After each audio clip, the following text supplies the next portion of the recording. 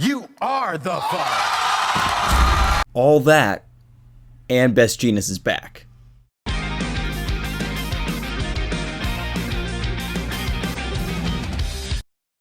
What's up everyone, it's Truth Hero, and welcome back to another My Hero Academia chapter review. So Boku no Hero Academia chapter 291 in the manga. We'll go through everything from little Touya Todoroki's backstory, to a glimpse into Hawks'S backstory, and of course, the man, the myth, the legend, the oh so fashionable Best Jeanist makes his return. Let's dive in. The chapter opens with, I guess, a narration from Endeavor's perspective, but it has information about Touya. It says, on a cold, crisp day on Shoto Hill where I, Endeavor, used to train, Touya Todoroki burned to death. If I had to guess, this is some sort of fireplace or oven contraption that Endeavor can go and then test his body's heat resistance in. It can get up to 2,000 degrees, so it'll pretty much ignite anything, and he says there wasn't a body found. Everything was pretty much just carbonized. This is a rather grim picture of what little Touya Todoroki went through, and I'm really glad the chapter actually opens with this when we hear Dabi's whole monologue, because we look at him as this horrible villain that's trying to tear down Hero Society, but we should keep in mind that this was his former life, or this was his life when he was young. We then go to a flashback of Endeavor and young Touya, and I think it's really great to see Touya's innocence here. I do want to see the abuse he went through and Endeavor teaching him how to be a hero and that going wrong. I want the full picture, but for now, it's great to see him as a kid. Endeavor asks Touya, hey, what's with that hair? Referring to a small patch of white in Touya's red hair. Touya jokingly says, oh no, am I becoming a grandpa? Endeavor responds, did you dye your hair? And Touya's like, oh no, I would never do that. Ugh, the foreshadowing. If only he had known. As little Touya tells his dad, I want to learn the special move, again, more foreshadowing like we'll see at the end of this chapter, we learn more about Endeavor's goals here, and I gotta say, at this point, Endeavor seems pretty chill. He's not a bad dude. I really want to see what went wrong and what led Endeavor to be so cruel to his family. Even though little Touya did not have any ice powers, Enji was okay with it since Touya had more firepower than him. He wanted to raise this child to be the ultimate hero. Rei Todoroki herself even suggested that they have another child who will maybe have an ice quirk, because brothers can encourage and help one another, and ice can balance that fire. Okay, I'm not saying that Rei didn't love Endeavor, but let's be real, she's in an arranged marriage, she knows what's going on, she knows Endeavor wants to combine his fire quirk with her ice genes and make a perfect baby that has both ice and fire, but she doesn't really care. She's like, yeah, let's keep the baby train going until we get that perfect combination. I'll do it for you, sweetie, I'll do it for our children. I mean, Rei Todoroki, MVP again. I can't love this woman more. So Fuyumi is born next, and she has an ice quirk, but it's not the combination they both wanted. So again, right there, both Endeavor and Rei were for the idea of having a child with both ice and fire power. And they didn't get it, but that's just interesting to me, that they were both for this plan. So what happened? We still don't know, but what went wrong in trying to have this perfect hero child? And alas, Endeavor was even still okay with not getting that perfect result and just having Fuyumi, because Touya still had more potential than Endeavor in terms of firepower. He entrusted him with his ambition. If you could be number one, if you could reach the place I could not, then all my jealousy, resentment, my ugly heart would just melt away. And obviously this is where Enji Todoroki goes wrong in his parenting. Don't entrust children with anything, much less dreams and goals and your ambition and something you couldn't achieve. Every child is not a better version of you, they're just their own thing. They have their own dreams and flaws and wants and desires, and Enji is just trying to chase a glory he could never obtain. And, well, we know the rest. We see little Touya use his flames, and this is the first time he burns his arm. He's like, oh, it's hot. And this is where Endeavor should have learned this lesson, but life gives you equal parts good and bad. Sure, you got this amazing kid with this talent that exceeds your own, and, you know, barring no weaknesses, he'll be the greatest hero, but of course he has a worse drawback than you do. One thing to note here, did little Touya's hair turning white signify that he has a weakness to fire?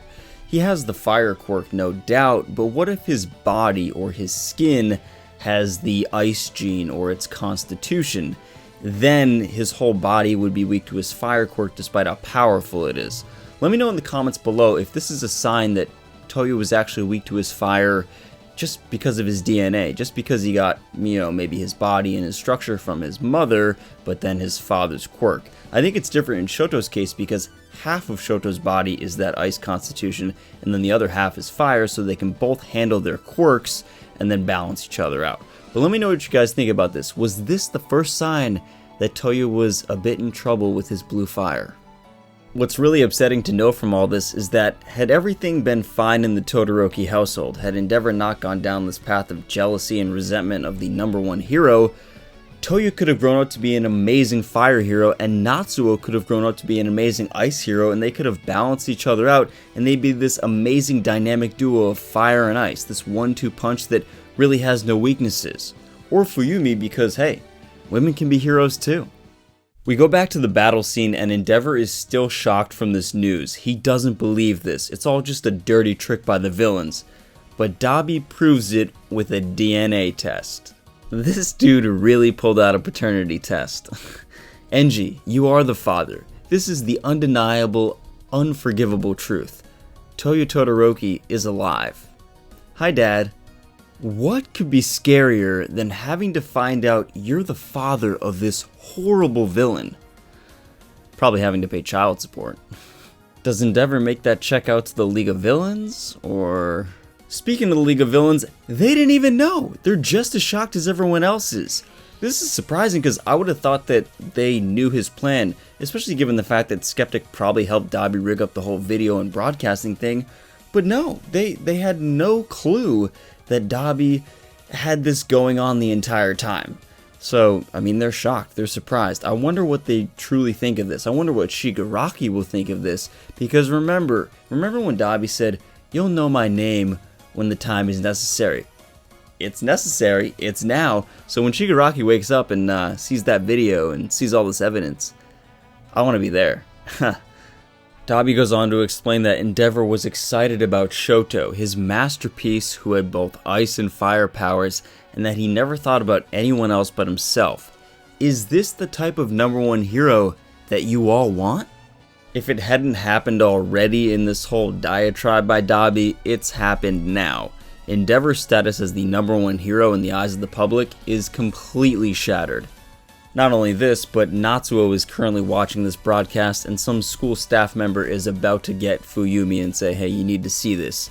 We knew they would see this, we knew they would find out, but man, what is going on in their minds right now? What's almost more interesting than Touya's backstory is actually Hawks'S backstory. Dabi shows a video of Hawks killing twice to further undermine the heroes in Hero Society, and also lets the public know that Hawks killed the former #2 hero, Best Jeanist. We learn that Hawks's dad was a villain, a serial killer and robber, and it was actually none other than Endeavour who brought him to justice. It's really crazy because Hawks was in the government program, and now we know why. He didn't have any parents around. And now that society sees this side of him killing twice, they might think, oh, well, he comes from villain roots, he just wants to enact revenge against villains, and that's why he wanted to be a hero. He just wanted the position where he could kill people. And I'm sure Hawks' lax attitude about being a hero really doesn't help his image here either. The other thing is, Touya and Hawks were in the same hero training program together, and it's really Endeavour that put them both in there. Of course, Endeavour wanted his son Touya to grow up to be a great hero, so he wants to train him. And then Endeavour, by arresting Hawks' father, which was a necessity to society, inadvertently put this kid with raw talent into the same program because he doesn't have any parents. And this is why it's so important that Best Jeanist actually shows up at the end of the chapter, because if the broadcast keeps going, the public will say, well, wait a minute, that villain Dabi or Touya, whoever he is, just lied about Hawks killing Best Jeanist. What else is he lying about? Is this all just propaganda for the villains? Maybe we shouldn't believe him. Now, the video of Hawks killing twice certainly looks bad, but maybe the public will say, well, maybe our number 2 hero had to do that. Maybe this villain was too dangerous to be left alive, and I actually think he was. So Best Jeanist showing up in all his glory with his steel cables could be the thing that actually redeems Hawks in this moment. But more on this when we talk about our favorite fashionable boy. Endeavor's clearly shooketh by all this and can't even move. He's just paralyzed. Shoto is screaming at him, "Dad, move, please. Nejire and I will handle Dabi. Please go protect Midoriya and Bakugo. Please, protect them." Very understandable that Endeavor is just shocked and paralyzed here, because this is a lot to take in if it's all true, and I think he knows it is. Dabi then jumps off of Gigantomachia and uses Prominence Burn, and he's headed straight for Endeavor. Just then, right when you think Dabi's about to get to Endeavor, steel cables fly from the sky, stopping him in his tracks, and Best Jeanist appears, saying, "Sorry I'm late, guys. Starting today, Best Jeanist is back on the job." Let's go! The heroes actually, with Best Jeanist's abilities and these steel cables, have a legitimate chance to stop not only the League of Villains and Dabi, but also Gigantomachia. I mean, this has got to be the end of the arc. We're getting close, guys. Will this be enough? I want to know from you guys if the heroes can actually take down the League of Villains and Gigantomachia right now. Let's not pretend that Best Jeanist is in his perfect fighting condition. He is in some state of recovery. And looking at our heroes, Endeavor is kind of just shocked out of this battle. We have Shoto, we have Nejire. They're, I'd say, full health if we're playing this as a video game. Deku and Bakugo are pretty much sidelined. So you have 2 top students, Best Jeanist, maybe some supporting heroes around them. They have to take on the entire League of Villains with a charged and very hyped up Dabi, and of course Gigantomachia, who's still rearing to go. The League of Villains do need to protect Shigaraki because he's passed out, so that might hinder them a bit, so maybe it's fair, but I think they have a chance. I think if the steel cables can neutralize Gigantomachia, and then Shoto and Nejire can handle Dabi and the other League of Villain members, I think they got this in the bag, but it's going to be very close. It's pretty even on both sides, in my opinion. In terms of Hawks being a bad guy or a villain, I don't really think he is. He did kill twice, but as punishment, his hero days might be over due to the damage that Dabi actually caused him. However, now that Best Jeanist has jumped back into the scene, Hawks is cleared of killing Best Jeanist because, you know, what Best Jeanist death? He's alive.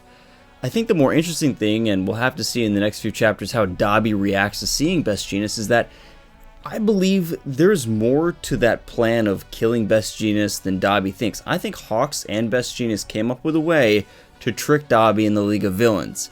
Dabi sort of lauded this over Hawks' head, like, "Hey, I knew the whole time that you were working for the heroes, and I knew this. I wasn't fooled. You know, you could fool twice, but you can't fool me." I think Dabi actually is fooled by Hawks. I think there was some plan, and I can't wait to see how Best Jeanist explains his resurrection to everyone.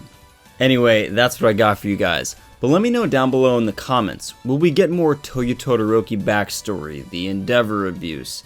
Will we see the government hero training program with little Hawks as well? And now that Best Jeanist has showed up, are the heroes gonna win? Love to hear your theories. If you guys like my Hero Academia content and these chapter reviews, consider enrolling at UA today by subscribing. And until next time, hero or villain, plus ultra.